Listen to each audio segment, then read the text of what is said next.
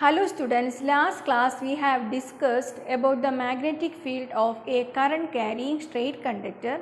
Today we are going to discuss the magnetic field due to a current carrying circular loop. What will happen to the magnetic field if current is passing through a circular loop? Here you can see a circular loop that is connected. One end of that is connected to the negative terminal of the battery and the other end is connected to the positive terminal of the battery through a key. Here you can see if this key is closed, what will happen here? The current will pass through this circular loop. You can see from positive to negative. I am marking here X and Y. From positive to X, then through this way the current will pass through this circular loop. Then here you can see this is a cardboard. Before arranging this, what you have to do means insert two holes in the put two holes in the cardboard and insert the circular loop through that for checking how we will get that magnetic field lines. Then what we have to do means sprinkle iron filings on this cardboard uniformly, and after closing the key, if you are tapping this cardboard, that time you can see the magnetic field lines. You can see iron filings are arranged in a particular pattern. That time you can see here, you can see some concentric circles of iron filings are formed on that cardboard. Here also you can see that concentric circles. From this we can say, in this case here you can see concentric circles, here also you can see concentric circles. That means here the magnetic field lines we can see in the form of concentric circles. Children, you know, when current is passing through a straight conductor, a current carrying straight conductor, there means we can represent the magnetic field lines by drawing concentric circles that we have discussed in last class. Now you can see the straight wire that is bent in the form of a loop, that only you can see here. That red color gives you the magnetic field lines. Here you can see, if you are considering this point, only one point in that circular loop, you can see the magnetic field lines in the form of concentric circles. Here also you can see that if you are using cardboard and that iron filings and that experimental setup, you can see that iron filings are arranged in this form of magnetic field lines, that you can see that if you are doing that like this way only we can draw that here. So here one point surrounding that you can see concentric circles that gives us the magnetic field. Here also you can see that concentric circles. Here what will happen, moving away from this loop, you can see big circles are forming there. The circles are becoming larger and larger there. Then coming to the center of the loop, that time that arc, that arc you can see as straight lines there. That means at the center of the loop you can see some parallel lines. Parallel lines there means you know how to represent uniform magnetic field. Parallel magnetic field lines there means we can say there the magnetic field is uniform. So here in this circular loop, if you are considering a point in the circular loop, you can see the magnetic field lines are in the form of concentric circles. Then moving away from this, you can see the circles are becoming larger and near to the center of the loop. If you are considering the center of the loop, that time you can see that time also these circles are there, but the arc, a part of that circle arc you can see as straight line. We can consider arcs only there. Okay, so that way you can see straight lines that gives us the uniform magnetic field. In this case, in case of straight conductor carrying current, I told you we can use the right hand thumb rule to say the direction of magnetic field. Here also we can use the same rule, right hand thumb rule, to say the direction of magnetic field. Here you can see this is, here I have written that positive and negative means that represents current, positive terminal to negative terminal. This is the direction of current, that arrow is here from positive to negative, that way only current is moving in this, current is passing in this. Here you can see the current is passing like this. So if you are holding this conductor in your right hand, you can see thumb gives the direction of current and that wrapped fingers gives you the direction of magnetic field. Then here you can see the current is moving in this direction. So here thumb, if you are holding like this way, thumb gives you the direction of current and wrapped fingers give you the direction of magnetic field. Here also we can use the right hand thumb rule to say the direction of magnetic field.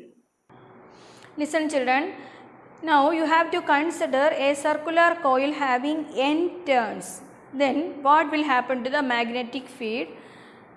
Magnetic field will be n times as large as that produced by a single turn. If that coil has n turns, number of turns increasing there, magnetic field will be increased. That means the magnetic field is directly proportional to number of turns in that coil. Why that is happening there? Current in each turn has the same direction and the field due to each turn adds up. We can add the whole field that time due to each turns. Y means in all that turns. In circular coil, current, direction of current is same. Like that way children we can say the magnetic field produced in that is directly proportional to the current passing through that. If the current is more, magnetic field will be more there. Children, now I am going to introduce one term to you, solenoid. What is solenoid? A coil of many circular turns of insulated copper wire wrapped closely in the shape of a cylinder is called solenoid. Like this way, here you can see. We can call this as solenoid. Okay, a coil of many circular turns of insulated copper wire wrapped closely in the shape of a cylinder. Then we can call this as solenoid. Now we are going to discuss the magnetic field lines of a solenoid when current is passing through that. Here you can see a solenoid that is connected to a battery and a key.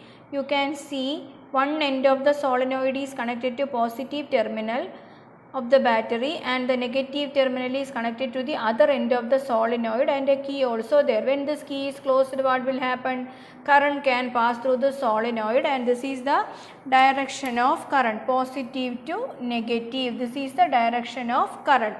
Now I am going to draw the magnetic field lines of a solenoid when current is passing through that.